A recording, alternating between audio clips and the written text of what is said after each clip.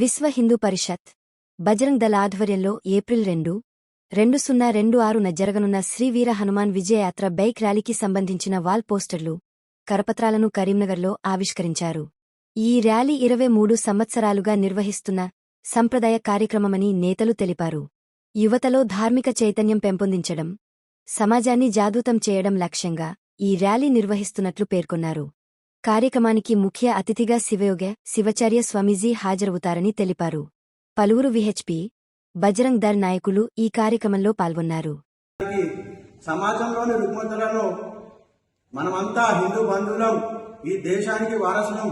ఛత్రపతి శివాజీ యొక్క ఆశయాలను ముందుకు తీసుకెళ్లడానికి శ్రీ వీరహనుమాన్ విజయయాత్ర ఈ దేశానికి మళ్లీ ఇస్లాం దేశంగా మార్చడానికి ఉగ్రవాద సంస్థలు, మల్టీనేషనల్ కంపెనీలు పనిచేస్తున్నాయి. ఈ దేశ యువతను, వారి యొక్క జీవితాలను డ్రగ్స్ పేరుతోటి ఈ దేశంలోకి చొరబడి వారి జీవితాలను నాశనం చేస్తున్నారు. ఈ దేశంలోని యువతను రక్షించడానికే శ్రీ వీరహనుమాన్ విజయయాత్ర. ఇంతకుముందు చెప్పినట్టు లవ్ జిహాద్ నుంచి దేశవ్యాప్తంగా 5 లక్షల మంది హిందూ అమ్మాయిలు ముస్లింలుగా మారుతున్నారు. వీటన్నిటిని రక్షించడానికి, తిరిగి భారతదేశాన్ని విశ్వగురు స్థానంలో నిలపడానికే శ్రీ వీరహనుమాన్ విజయయాత్ర.